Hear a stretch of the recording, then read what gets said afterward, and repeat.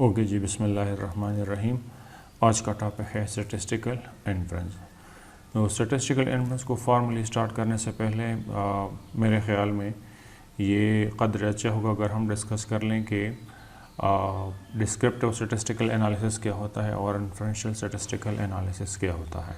ठीक है, तो जिस तरह हमें पता है कि descriptive statistics it is totally based on the properties of observe data. ठीक है, तो इसकी बैक पे कोई बहुत बड़ी पॉपुलेशन नहीं होती। जो आपका ऑब्जर्व डेटा है बस वही है, उसको आप डिस्क्राइब कर लें, समराइज़ कर लें, उसका सेंटर लें, उसका स्प्रेड लें यानी डिस्पर्शन लें, और उसका डिस्ट्रीब्यूशन का शेप लें, और उसके बेस पे आप डिसीजन लें। ठीक है, इन्फ्रेंशियल स्टैटिस्टिक्स में क्या जो है टोटली बेस करता है सिर्फ एक सैम्पल के ऊपर।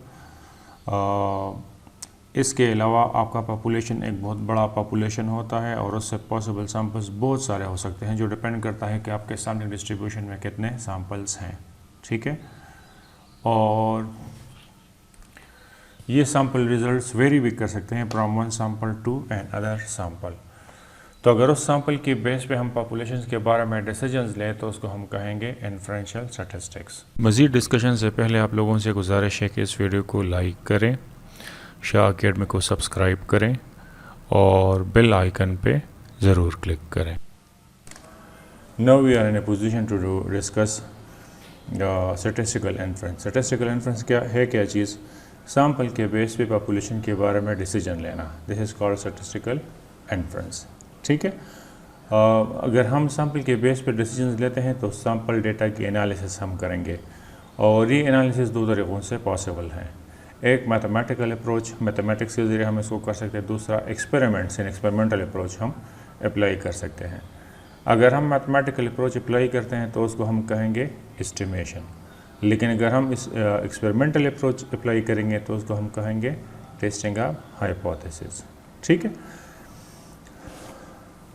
अब मैथमेटिकल अप्रोच किस तरह होगा?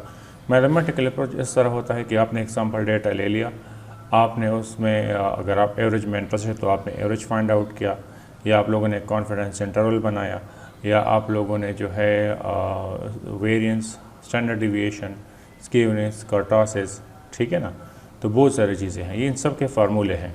तो अगर आप ये कंप्यूट करते हैं तो this is called estimation. Testing hypothesis क्या होता है? एक्सपेरिमेंटल अप्रोच क्या होता है? टेस्टिंग हाइपोथेसिस में हम यूँ करते हैं कि हम सैम्पल डेटा ले लेते हैं, ठीक है, और वहाँ भी हम स्टैटिस्टिकल सैम्पल डेटा का एनालिसिस करते हैं, ठीक है, और पूरा एक प्रोसेस जिसके 6 स्टेप्स हैं, ठीक है, जिसको हम डिटेल के साथ पढ़ेंगे। पूरा वो प्रोसेस कंप्लीट करते हैं और एंड पर हम एक जो है कंक्लूजन ड्रा करते हैं कि जो हमारा हाइपोथेसिस है, जो हमारा क्लेम है, जिस चीज़ को हम टेस्ट कर रहे हैं, हम उसको एक्सेप्ट कर लें या रिजेक्ट कर लें। तो इसके बाद जितने भी कोर्स है उस सब में जो है ये दो चीज़ें यूज़ होती हैं, या कॉन्फिडेंस इंटरवल्स हैं, एस्टिमेशन प्रोसेस है, या फिर टेस्टिंग ऑफ हाइपोथेसिस है। पहले हम एस्टिमेशन को डिटेल के साथ पढ़ेंगे, फिर उसके बाद हम स्विच हो जाएंगे टेस्टिंग ऑफ हाइपोथेसिस पे। ठीक है, तो सबसे पहले हम एस्टिमेशन को डिस्कस करते हैं। एस्टिमेशन क्या है? वही same definition, decisions are made about population on the basis of informations obtained through sample using some या applying some mathematical tools या mathematical procedure is called estimation। ठीक है, estimation के जो है हमारे पास दो अप्रोचेस हैं, दो किस्म के estimations होते हैं। एक को हम कह सकते हैं point estimation, एक को हम कह सकते हैं interval estimation। point estimation क्या है और interval estimation क्या है? पॉइंट एस्टिमेशन ये है अगर आप सैम्पल डेटा लें और उससे आप कोई चीज़ एस्टिमेट कर लें, कोई एवरेज एस्टिमेट कर लें, कोई डिस्पर्शन या स्क्यूनेस कर्टोसिस एस्टिमेट कर लें, और वो एक सिंगल या कोई प्रोपोर्शन एस्टिमेट कर लें और उससे एक सिंगल वैल्यू आ जाए, फिक्स पॉइंट आ जाए, तो उसको हम कहेंगे पॉइंट एस्टिमेशन। फॉर एग्जांपल, हम एक सैम्पल डेटा लें मर्दान में और उनमें से हम प्रोपोर्शन मालूम करें, कोविड इन्फेक्शन रेट हम फाइंड आउट कर लें, और हम कहेंगे कि मर्दान में कोविड इन्फेक्शन रेट जो है वो है 15%। तो this is a single value, this is a fix point, this is called point estimation. अगर एक आंसर आ जाए, एक वैल्यू आंसर आ जाए, तो उसको हम क्या कहेंगे? Point estimation. इंटरवल एस्टिमेशन क्या है? इंटरवल एस्टिमेशन ये है कि अगर आप सैम्पल डेटा लें, उसकी स्टैटिस्टिकल एनालिसिस करें और आपके पास एक सिंगल वैल्यू ना आए बल्कि आपके पास एक रेंज आ जाए कि आपका पॉपुलेशन पैरामीटर इस वैल्यू से कम नहीं है और इस वैल्यू से ज़्यादा नहीं है।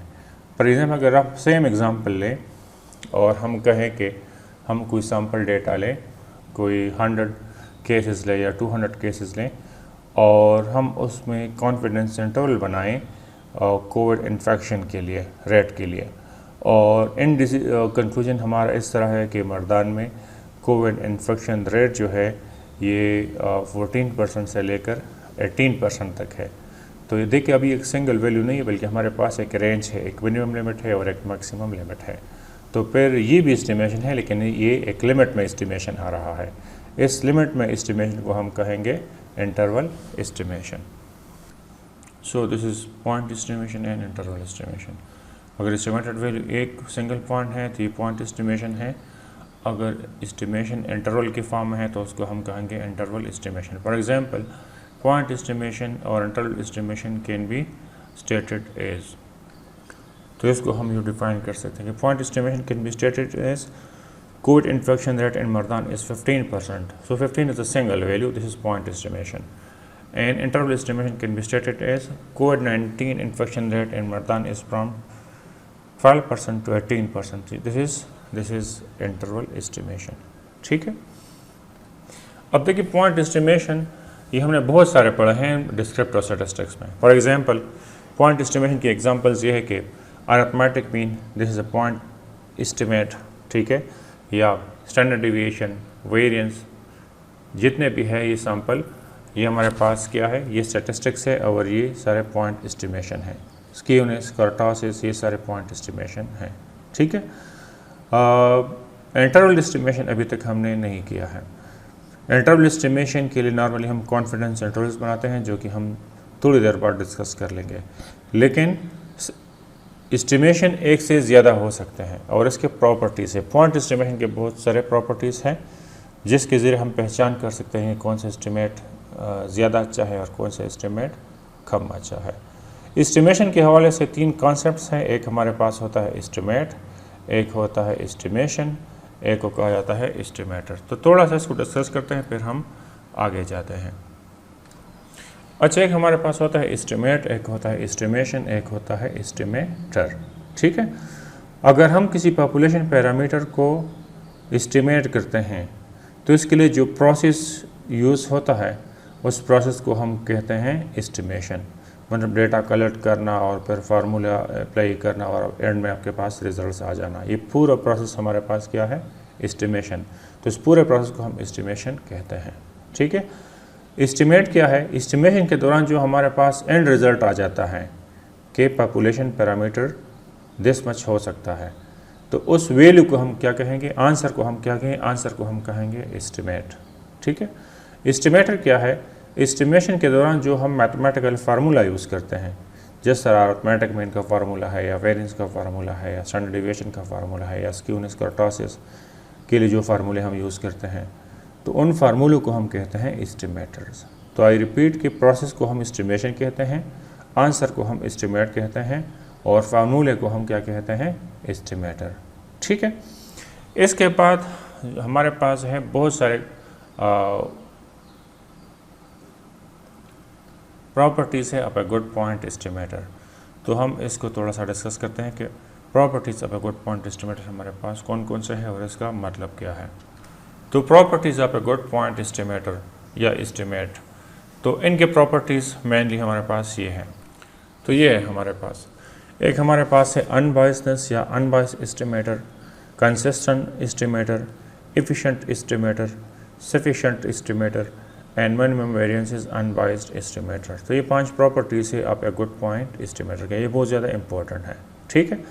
इन प्रॉपर्टीज़ को ठीक तरह से समझने के लिए हम एक एग्जांपल ले रहे हैं सैम्पलिंग डिस्ट्रीब्यूशन का, फिर उसके ज़रिए हम आपको समझाएंगे कि इसका क्या मतलब है। तो let us take an example. ये हमारे पास एग्जांपल है। लेट हमारे पास एक पॉपुलेशन है जिसमें टोटल 5 ऑब्जर्वेशंस है और ऑब्जर्वेशंस हैं 3, 6, 9, 12, 15, ठीक है। एंड सपोज के we draw all possible samples of size n is equal to 3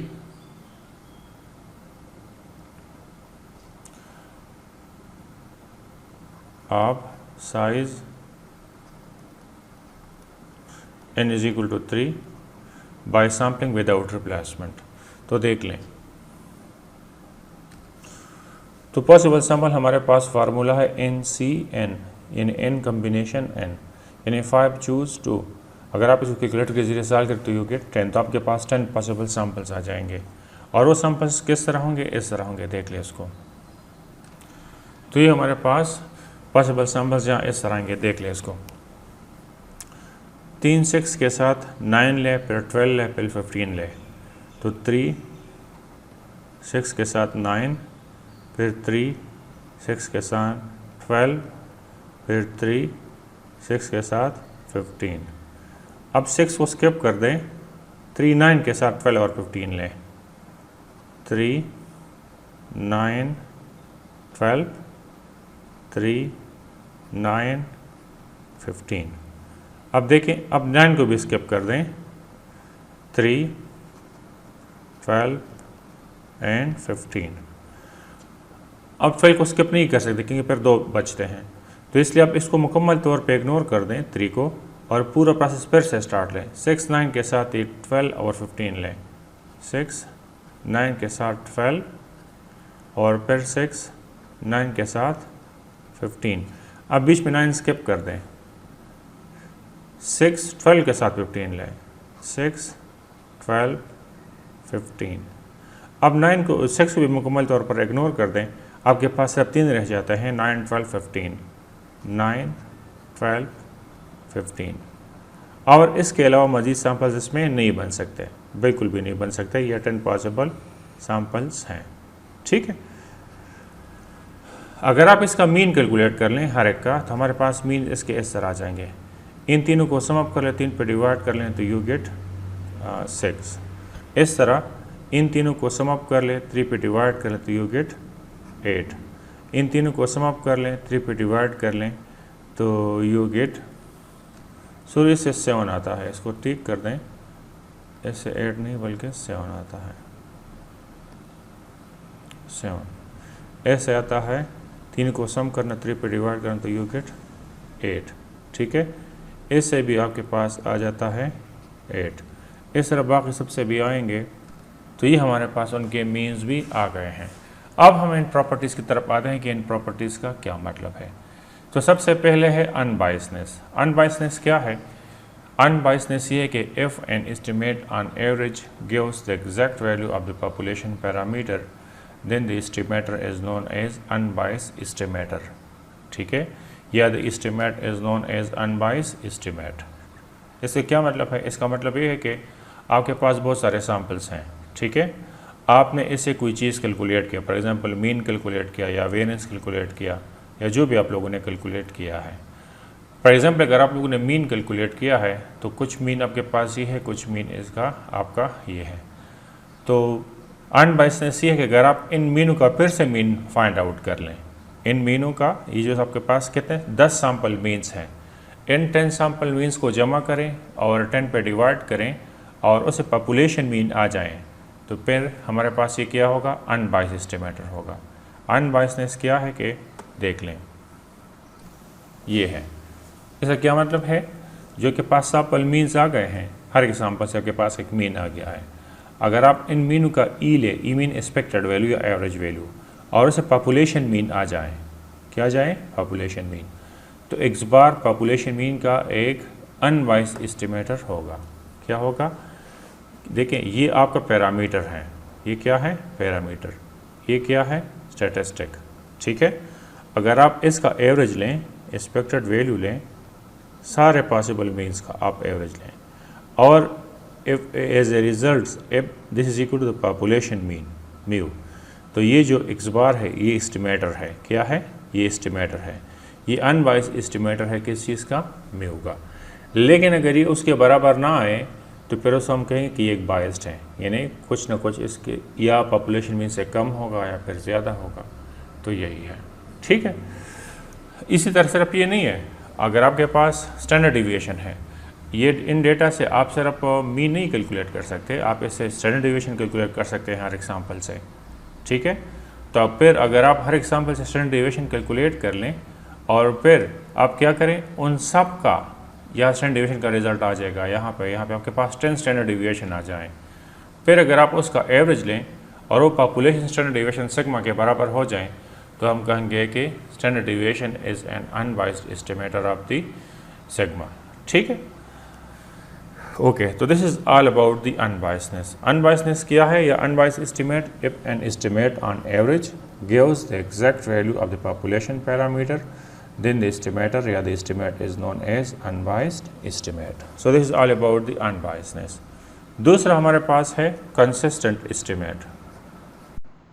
अच्छा, कंसिस्टेंसी क्या है? कंसिस्टेंसी ये है कि अगर फॉर एग्जांपल आपका सैंपल साइज आपने लिया है 3, ठीक है, और एज ए रिजल्ट आपका स्टैंडर्ड डिविएशन है आया है 1.7, फिर आपने सैंपल साइज बढ़ाया फ्रॉम 3 to 5 और उससे आपका स्टैंडर्ड डिविएशन कम हो गया है फ्रॉम 1.7 to 1.5, फिर आपने फर्दर बढ़ाया अपने सैंपल साइज को फ्रॉम 5 to 9 और उससे मजीद आपका स्टैंडर्ड डिविएशन कम हो गया है फ्रॉम 1.5 to 1.1, और अगर ये सिलसिला चलता रहता है as much as you are increasing your sample size, as a result your standard deviation goes on diminishing, then it means that consistency exists.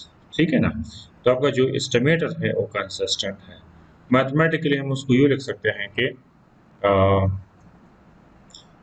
Limit as much as n tends to infinity, अगर आप sample size को बढ़ा रहे हैं and as a result your standard deviation tends to 0, ये कम होता जा रहा है आपका स्टैंडर्ड डिविएशन, तो उसको हम क्या कहेंगे? Consistent estimate. कंसिस्टेंसी हम कब यूज़ करते हैं? कंसिस्टेंसी हम तब यूज़ करते हैं कि अगर हमारे पास कई एक एस्टिमेटर हैं एवरेज के। फॉर एग्जांपल, एवरेज सिर्फ अरिथमेटिक मीन से नहीं कैलकुलेट होता, बल्कि एवरेज आप कैलकुलेट कर सकते हैं अरिथमेटिक मीन से भी, ज्योमेट्रिक मीन भी एवरेज है, हार्मोनिक मीन भी एवरेज है, मोड भी एवरेज है, मीडियन भी एवरेज है, तो ये हमारे पास सो मेनी एवरेजेस हैं। तो अगर ये फॉर एग्जांपल अरिथमेटिक मीन भी अनबायस्ड है, ज्योमेट्रिक मीन भी अनबायस्ड है और हार्मोनिक मीन भी अनबायस्ड है, तो फिर इनमें से अच्छा कौन होगा? तो फिर उसके लिए कौन सा होगा? तो फिर उसके लिए हम क्या करते हैं कि हम अदर क्राइटेरिया ले लेते हैं। उन अदर क्राइटेरिया में एक हमारे पास है कंसिस्टेंसी, ठीक है ना? तो इन तीनों में जिसमें भी प्रॉपर्टी पाई जा रही है, अगर आप सैंपल साइज बढ़ा रहे हैं अरिथमेटिक मीन के लिए भी, ज्योमेट्रिक मीन के लिए भी, हार्मोनिक मीन के लिए भी, तो जिसके लिए आप सैंपल बढ़ा रहे हैं और उससे उसका स्टैंडर्ड डिविएशन कम पड़ जाता है, तो उस वन को हम क्या कहेंगे? कंसिस्टेंट एस्टिमेट कहेंगे। ठीक है। अब अगर सारे तीनों के तीनों अनबाइस्ड भी है, तीनों के तीनों कंसिस्टेंट भी है, तो फिर हम नेक्स्ट क्राइटेरिया पे स्विच हो जाते हैं और वो है एफिशिएंसी। एफिशिएंसी क्या है? एफिशिएंसी ये है कि फॉर एग्जांपल आपके पास 3 एस्टिमेटर्स हैं, एक आपके पास है E1, एक है E2, एक है एस्टिमेटर 3, ठीक है।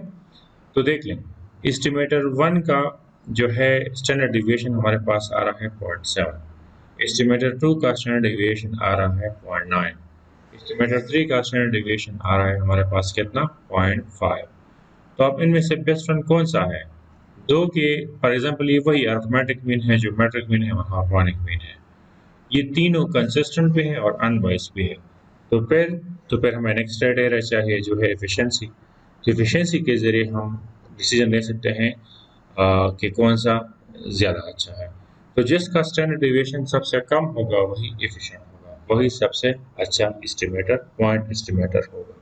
इन तीनों में से देख लें, 0.7, 0.9, 0.5, 0.5 सबसे कम स्टैंडर्ड डिविएशन है, तो ये एस्टिमेटर 3 का है। तो estimator 3 is the efficient estimator.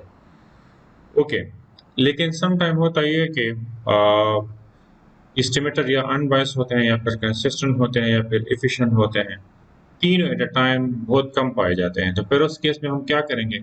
फिर उसके लिए हम फोर्थ क्राइटेरिया यूज़ करते हैं जिसको कहा जाता है सफिशिएंसी। सफिशिएंसी क्या है? फॉर एग्जांपल हमारे पास 4 एस्टिमेटर्स हैं, एक है E1, एक है E2, एक है E3, एक है E4। E1 में सिर्फ ये कैरेक्टरिस्टिक है कि ये अनबायस्ड है, ये इसकी खूबी है। E2 में एफिशिएंसी ये है कि इसकी खूबी है कि ये कंसिस्टेंट है। E3 ये है कि ये एफिशिएंट है, और E4 ये है कि इसमें सारे क्वालिटीज़ मौजूद है, ये अनबायस्ड भी है, ये कंसिस्टेंट भी है, ये एफिशिएंट भी है। तो फिर एक ही एस्टिमेटर के प्रेजेंस में बाकी सारे मीनिंगलेस हो जाते हैं, ठीक है ना? क्योंकि it has sufficient informations about the population parameter. इसके पास सिर्फ एक खूबी है, इसके साथ भी और इसके साथ भी, इसके साथ 3 खूबियां हैं। तो जी इन तीनों के पास है, वो अकेला E4 के पास है, तो इसलिए इसको सफिशिएंट एस्टिमेटर कहा जाता है। In the presence of E4, there is no need of E1, E2, and E3 because E4 is sufficient one to cover the properties, the characteristics, the merits of all these three estimators. तो इसलिए इसको क्या कहा जाता है? इसको कहा जाता है sufficient estimator. लास्ट वन हमारे पास है मिनिमम वेरिएंस अनबायस्ड एस्टिमेटर। अच्छा, मिनिमम वेरिएंस अनबायस्ड एस्टिमेटर हमारे पास क्या है? Minimum variance unbiased estimator normally हमारे पास जो है ये सारे कैरेक्टरिस्टिक्स एट अ टाइम एक एस्टिमेटर में नहीं पाए जाते। तो जिसमें अगर ये दो प्रॉपर्टी भी हो तो फिर भी ठीक है। वो कौन कौन से हैं? जिसमें मिनिमम वेरिएंस और अनबायस्ड की प्रॉपर्टी हो, यानी फर्स्ट और थर्ड। ठीक है ना? फर्स्ट हमारे पास क्या है? अनबायसनेस। थर्ड क्या है? Efficient. Efficient mean minimum variance का होना। तो जिसमें यो मिनिमम वेरिएंस का मतलब है कि इफिशिएंट, जिसमें एफिशिएंसी की प्रॉपर्टी हो और जिसमें अनबायसनेस की प्रॉपर्टी हो, तो उसको हम कहते हैं मिनिमम वेरिएंस अनबायस्ड एस्टिमेट, और ये ज़्यादातर यूज़ होता है। इसकी एप्लीकेशन ज़्यादा है, इसलिए इन दो को उठाया गया है। तो this is all about the properties of the sample distribution of sample the properties of the good point estimator. Okay जी, पॉइंट एस्टिमेशन के बारे में हमने बहुत पढ़ा। अब आते हैं इंटरवल एस्टिमेशन की तरफ। ठीक है, तो इंटरवल एस्टिमेशन ऑलरेडी हमने डिस्कस किया कि ये है क्या चीज़। इंटरवल एस्टिमेशन के लिए नॉर्मली हम जो टेक्निक यूज़ करते हैं वो होता है कॉन्फिडेंस इंटरवल। तो लेट अस डिस्कस कि what is a confidence interval. This is confidence interval. Confidence interval is an interval which is calculated from sample data containing a population parameter with known probability. A hypothetical confidence interval for the parameter theta can be written as, देखिए suppose करें कि हमारे पास एक unknown parameter है, वो है theta. Theta हमारे पास ये है। ठीक है, ये हमारे पास दो लिमिट्स हैं, ये चौथा मिनिमम लिमिट है, ये हमारे पास मैक्सिमम लिमिट है। ये दोनों लिमिट हमने सैंपल से कैलकुलेट की है, ये भी हमने सैंपल से कैलकुलेट किया है और ये भी हमने सैंपल से कैलकुलेट किया है। किस चीज़ के लिए? इस पॉपुलेशन पैरामीटर को एस्टिमेट करने के लिए। ठीक है, और जब हम ये कैलकुलेट करते हैं तो इसकी एक स्पेसिफिक प्रोबेबिलिटी होती है, वो प्रोबेबिलिटी हमारे पास है 1 माइनस अल्फा। तो देखें, confidence interval is an interval, ये हमारे पास ओ इंटरवल है, is an interval minus Z0 and plus Z1 is an interval which is calculated from sample data. This minus Z0, this interval यानी minus Z0 and plus Z1 is calculated from sample data containing a population parameter, and this interval contains a population parameter because theta is in between these two limits, इन दोनों के बीच में है. ठीक है, with known probability, this is the probability of this confidence interval. इसका मतलब ये है कि हमारा पॉपुलेशन पैरामीटर इस वैल्यू से कम नहीं है और इस वैल्यू से ज़्यादा नहीं है, इसकी एक प्रोबेबिलिटी है। कितनी प्रोबेबिलिटी है? ये। ठीक है, अच्छा, इसमें इसके लिए स्पेसिफिक टर्मिनोलॉजीज यूज़ होती हैं। फॉर एग्जांपल, इसमें थीटा क्या है? This is a parameter to be estimated. ये हमारे पास पैरामीटर है, पॉपुलेशन पैरामीटर, जिसको हम एस्टिमेट करना चाहते हैं। अच्छा, ये दोनों चीज़ें क्या हैं? ये और ये हमारे पास क्या है? ये और ये, इन दोनों को कॉन्फिडेंस लिमिट कहा जाता है। इसको कहा जाता है कॉन्फिडेंस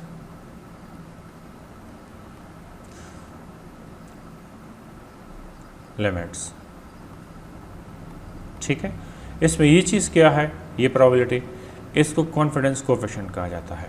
कॉन्फिडेंस कोएफिशिएंट, इसको नॉर्मली हम 90% लेते हैं या 95% लेते हैं। ठीक है, और या 99% लेते हैं, 99%। इसका क्या मतलब है कि अगर हम इसको 90% लें तो इसका मतलब ये है कि we are 90% confident that this population parameter is not less than this limit and not greater than this limit. तो ये कॉन्फिडेंस इंटरवल की प्रोबेबिलिटी होती है, कॉन्फिडेंस कोएफिशिएंट। और ओवरऑल यहाँ से लेकर यहाँ तक ये जो भी इक्वेशन आपको नज़र आ रहा है, ये आपका क्या है? Confidence interval. ठीक है, तो आई रिपीट के इसमें थीटा जो है ये पॉपुलेशन पैरामीटर हैं जिसको हम एस्टिमेट करने जा रहे हैं। इसको एस्टिमेट करने के लिए हमने सैंपल डेटा यूज़ किया और हमारे पास जो लिमिट्स आ गए हैं वो है minus Z0 and plus Z1, ये असल में कॉन्फिडेंस लिमिट्स हैं। ठीक है, और जब हम इसको इंटरप्रेट करते हैं कि हमारा पॉपुलेशन पैरामीटर इससे कम नहीं है और इससे ज़्यादा नहीं है, तो इसके लिए आपको एक कॉन्फिडेंस लेवल चाहिए, जिसको कॉन्फिडेंस कोएफिशिएंट चाहिए कहते हैं। और ये हमारे पास 90% होता है या फिर 95% या 99% हम इसको लेते हैं। तो this is the theory of estimation जो कि कोर्स में इंक्लूड है। ये हमने डिटेल के साथ पढ़ लिया है। इसके बाद न्यूमेरिकल वर्क है तो हम नेक्स्ट वीडियो में डिस्कस कर लेंगे। Thanks for watching. Thank you so much.